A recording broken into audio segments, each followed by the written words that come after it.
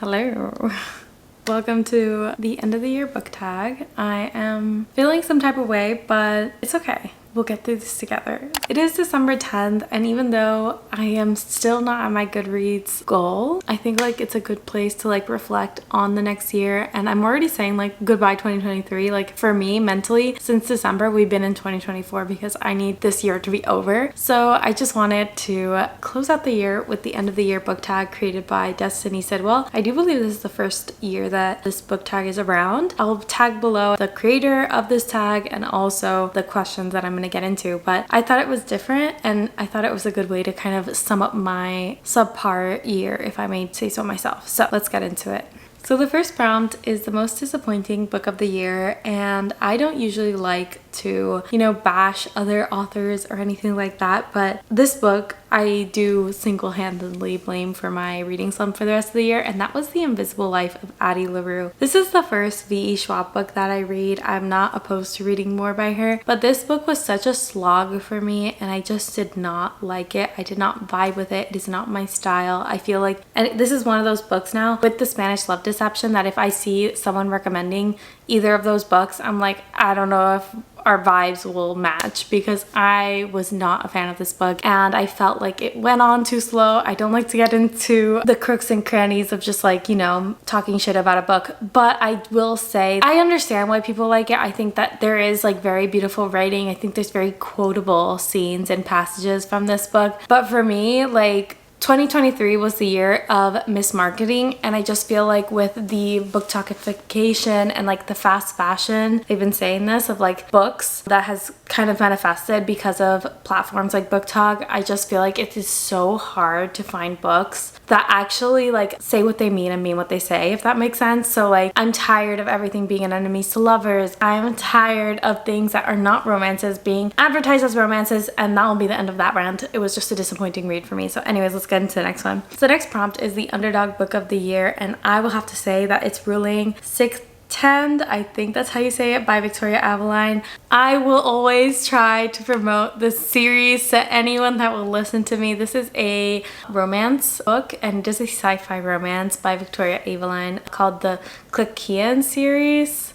Again, sorry if I mispronounced that. Alien languages are not my language, but it is just such a good series. I read 2 of those books this year, and I really like Ruling 610 because it kind of introduced a new character, a new culture, and I think that's what's the best thing about this series, is that Victoria Aveline is just so good at creating these worlds and creating these cultures on her books, and I love the main characters of this. 610 was the love interest. I forget the name of the girl, but that's not important. The point is, it was good, and for me, I was so surprised. Not surprised because I've liked all of her books this year and I've liked all the books in the series, but it was a welcome addition. And also, it's one of the few series that I read that when a new book comes out, I pick up the next one automatically. Nothing ever keeps me from picking up the next one. There's other books, and cough cough, Iron Flame, which I have not picked up yet because I just haven't felt motivated, but I'm always in the mood for this series. So if you haven't read any sci-fi romance and you want something that's really approachable, this would be one that I would recommend. The premise of it has to do with these women that were abducted from Earth and kind of like plopped down in this alien planet, and they can actually like, I guess like if you read romantasy, like they can like mate and like have like fated mates with the alien species that are like very similar to humans, but obviously have like their differences and like have evolutionized differently to humans, and it's just really good. Okay, the next one, and I feel like I'm just full of really like hot takes today. The next one I'm gonna say, a book that was overhyped, A Curse for True Love. I feel like it's not that it was overhyped. I feel like maybe in my head it was overhyped. I was really looking forward to this conclusion, but once again, like, I was kind of disappointed by the conclusion of a Stephanie Garber series. Not in the sense of like the ending was what I expected. I just wish that the journey there had been a bit more satisfying. I know that she has another book that she's announced. I think it's gonna be in this universe. She hasn't like confirmed or denied whether it's gonna be in this universe or not, but I will say, like, for me, I'm not happy with this. I'm not happy with this. I don't know if I'll pick up the next series. Probably will, but each time I pick them up, like, I have a good time reading them. I just like this one, it just really like did bother me, the progress that we had with this book, and I don't know. So anyways, A Curse for True Love by Stephanie Garber. This was my most overhyped book of the year. Now, my favorite book couple, you might not know this, but I read a lot of Hermione fan fiction, and I would say that my favorite book couple is Hermione. I think that there is a clear divide in the fan fiction reading community, and I think the reading community in general. There are people who have read Manacled, and there are people who have not read Manacled. And I also, like, with the addition of The Invisible Life of Addie LaRue, I also credit Manacled for my expectations for books being so high. I read so much fan fiction this year. Beth Minson, Battle Scars, The Auction, which I loved. I read Manacled, I think I read last year, and I also read Secrets and Masks, which is excellent, super long. All of these series are super long. Two Wrongs Don't Make a Right, something like that. The one that's like part of the Auction series, which, by the way, that author has come out with her own like not self-published, like a traditionally published novel, which I am so sure that I'm going to pick up in the next year because I really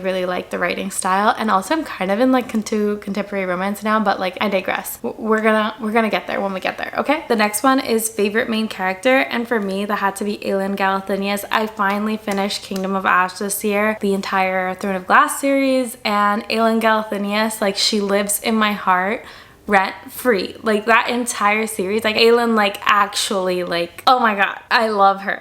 Like, I feel so emotionally invested in that character, and I think about her at least once a day. So probably Aelin Galathynius, if I'm being honest. A book that surprised you, Ensnared by Tiffany Roberts. I feel like I've mentioned this book on my channel and to people who I talk to, and I'm like, it's actually really good. And I shouldn't use the word actually in it, but like, it's a spider romance, a smutty spider romance book. It's not exactly a book that I say like, okay, that's gonna be easy to read or palatable, but I really liked it. Like, I liked it a lot, and I really want to continue the series. So I definitely think that this is gonna be a series that I continue in the new year, and I really recommend it. If you're not opposed to monster romance, I would really recommend Tiffany Roberts books. This is the only book I've read by her, but I've followed her since, and the blurbs and like the little like snippets I've read of her writing, I'm like, ooh. But yeah, it is a spider romance, so that's why it surprised me that I liked it. I really thought that it would give me the biggest ick because I do not like bugs at all. So word to the wise. New favorite author that you discovered in 2023. I'm gonna go with Rebecca Yarros. I read Fourth Wing this year, and I really liked her writing. I want to read some of her other books. I'm not really into military romance, and I do think that that's what from what I gather, that's what she's wrote before Fourth Wing. But honestly, that book was so good, and it was just, it hit, you know, it hit the way that needed to be hidden. That was not incorrect, but you know what I'm saying. I love that book, and it was one of those books that you just kind of like are addictively reading. I loved like the writing style. I think we can learn a lot from Rebecca Yarros and like how she like pushes plot forward in such a unique way, and also like takes her characters forward as well. So I don't know, I recommend the book. Number 8, Happiest Read of the Year. This book is gonna have to be Get a Life, Chloe Brown. I had not read anything in the Brown Sisters trilogy, and I am still missing Dani Brown and Eve Brown, but that book had me cackling out loud. So funny. I really recommend it if you want a good time. Again, I'm not someone that reads a lot of contemporary romance, but for me to like read a book and be like, oh my god, this was so funny, I really like, it has my stamp of approval 100%. Like, this book was so funny. This is about Chloe Brown. She moves out of her house. She has a chronic illness, and she's always been very sheltered, and she moves out of her house for the first time already like in her mid-late 20s or 30s, and she ends up has like this list of like things I have to do to get a life. And it like includes things like ride a motorcycle, have a one-night stand, all that sort of thing. And she ends up recruiting like her landlord, maintenance, like the person that helps in a building when you have a rent. I think that's not the landlord, the other person, which the name is escaping me right now. But she ends up recruiting him to like help her find these goals, and it's just so good. I really recommend the book, and I feel like it is such a hyped up book for a reason. Like, it is actually that good. Next one, number 9, most frustrating book of the year for me, obviously this is all for me, but The Stolen Heir was such like, I don't know, it was just like, does that make sense? It was like nothing happened in that book. I read it and I was so excited to read it and get back into that world, and I was just like, So yeah, I have nothing to say about that. This is a continuation of the Folk of the Air series. I love Holly Black and I read a lot of her books, but this was just like not it for me. And I usually like her fairy books. I don't know what was wrong with this one. I think it was just like it was a story that did not, like in my opinion, has not needed to be said. Am I gonna read the next one? Probably. But the story revolves around like Suren, I think that's the main character's name, and the little brother of Jude Duarte, who is the, you know, the person in fairy. I don't want to get too into it because it's like spoilery of the first book if I go into it. So anyways, continue. Best adaptation of the year. I actually didn't read any adaptations, so I'm gonna skip this one.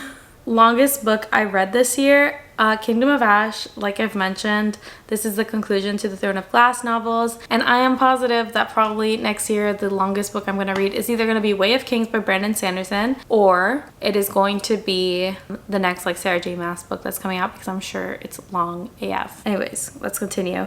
Shortest book you read this year, Craving the Alien Vampire by Rose Singh. This was a novella. It wasn't my favorite, that's why I really don't want to go into it, but it is indie published. It was an ARC that I received and it was like 108 pages. So for favorite covers, I actually had to run and get it. I would say I'm between the Iliad by Homer, translated by Emily Wilson. I read the Odyssey translation by her and I loved it, and when I knew that this one was coming out, I actually pre-ordered it. It was one of the few pre-orders I did this year, but I love it. I'm super happy with it. I think it is so pretty and gilded, and I think it is just like, for a classic book like this, I do like to have really pretty covers, because a classic like this is something that I will own for the rest of my life at the end of the day. Like when my kids have schoolwork or anything like that, eventually, and not that I have kids, but like eventually when I have a family and they have schoolwork and stuff and they want to read the Odyssey or the Iliad, they'll have these copies that are available to them and accessible to them. I also think that this is a book that is worth getting the hard copy, because there's a lot of like matter that you can reference throughout the book, including maps and everything. So this one would be a high contender. And I also love the inside cover of the special edition of the Christopher True Love, The Ballad of the Archer and the Fox, which if you know, you know. And I just think it is such a pretty gilded cover. Let's see, is it focusing? Hopefully it is. So anyways, sorry for my janky nails, but it is what it is. So number 14, a book I haven't stopped thinking about.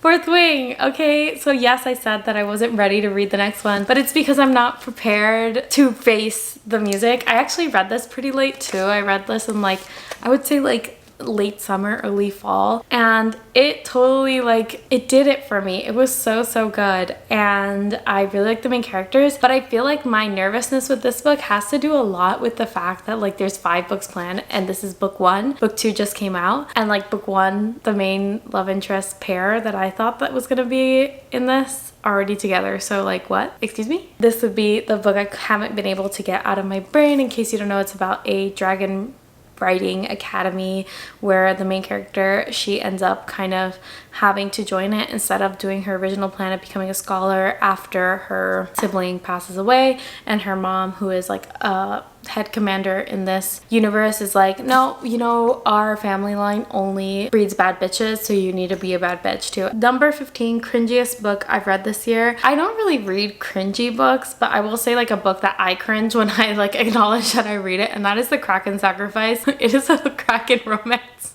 in the Deal with the Demon series with Katie Roberts, and you know, it's a series like right now I'm blushing and I'm trying to also race against time with the light going down, but like no, it makes me blush if I'm being honest that I read that book. So anyways, I'm getting hot. 16, unpopular book that you liked. And this is a book that's actually very popular, but I'm so astonished at how low the Goodreads ratings are. It is Guild. It has a 3.6 Goodreads rating, and I actually liked it. I think it's a pretty solid romance book. Is it gonna be like, you know, like the best thing ever? No, like there are plot holes, there are things that I'm just like, oh, what are we doing here? But I liked it, and I think that you should like it too.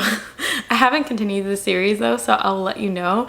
I feel like Guild, from what I've gathered, because obviously like it's such a popular series, I feel like Guild is kind of like a setup for the continuation of this series, and I think that's maybe why people don't usually like prequels, and it seems like this was a prequel setting up like the actual things, you know what I'm saying? So yeah.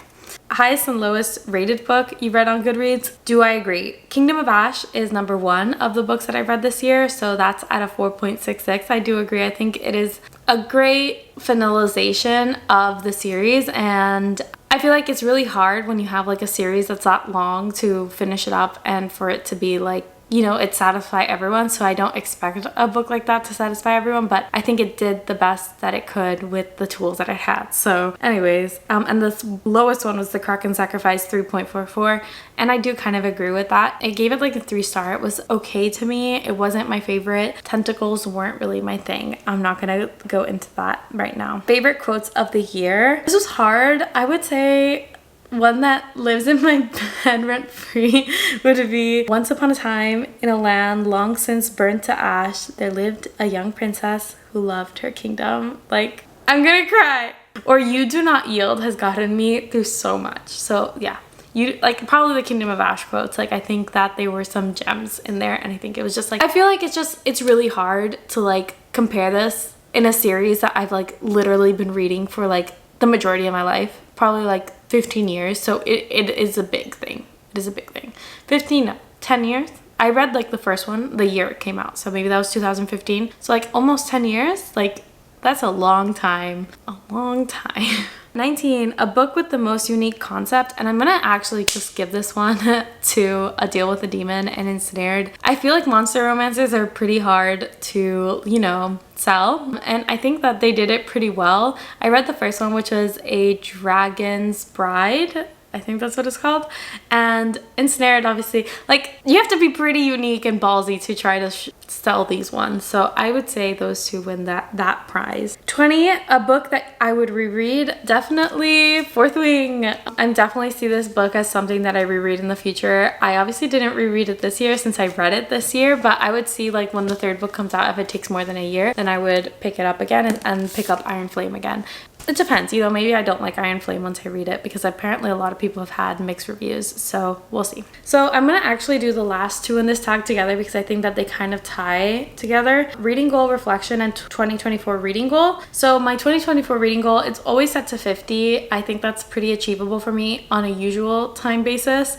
And my reading goal this year was 50, and I'm still at 44, but I do think that I will reach it because I've been reading a lot of books this year, and like this time of the year I've been pretty good about it. I'm actually reading right now a Lucy Score book, Things We Never Got Over. I have like the Kindle Unlimited, but I also just got the audiobook because I've been in my audiobook era, okay? So that would be 45, so I just need 5 more books, so hopefully I get it done. I'll pick up a couple of KUs and stuff just so I can get to that goal. My reflection on this year was that this was not the best year. I would say this reading year was pretty mid for me, and I apologize if the light's getting down, but you know, let's just be like cozy for a minute.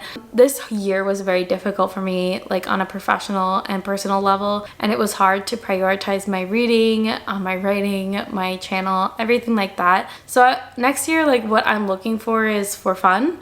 I'm looking for good reads, like good reads, like 5-star reads. Like I would say like the majority, my average this year was probably 3 stars for the majority of the books that I read, which is unfortunate, and I really just want more. I want more from my reading. I want to look at reading as an escape that is good, that's fun for me, and I did not have that this year. I just was so disappointed by a lot of the books that I read, and I don't know if it was the mind state I was in. Also, with me starting to write and everything, I think that's one of the hard parts of writing, is that you end up realizing like when books are not that good, and like when there's things that you would do different, and like you read very much as a learning experience as well, and that does take away some of the fun of it. So I want to find books I love, and I would say that that is my #1 goal for next year. More than the number, I want to find books that I love and that I can recommend wholeheartedly. If I'm gonna get into actually books that I'm prioritizing, I've mentioned a couple in this. So obviously, if you know me, I'm a big Sarah J Maas fan, so I'm gonna be wanting to prioritize Crescent City 3, Iron Flame if I don't get to it. Also would really like to continue some of the series that I've started. So Guild, I want to continue Mistborn and get into the Brandon Sanderson verse. I also, what else do I want to do? I don't know. There's so many books I want to read, and I feel like that is the perpetual struggle of being a like book person. You're never gonna be satisfied with the amounts of books that you read, but I would say like finishing series is a big one, and also continuing series that I've started. I also would say like reading diversely is a pretty big goal that I have, and I'm trying to figure out a way that I can actually like hold myself accountable to doing that, because not all the time are the books that are the best sellers are the most diverse. So I don't know, it's hard, especially with a full-time job. Like it's just like it's hard to balance it all and like do all that, but like it's definitely something that I will be taking into consideration for next year. And with that, the 2023 class has come to an end. I'll see you next year. Bye.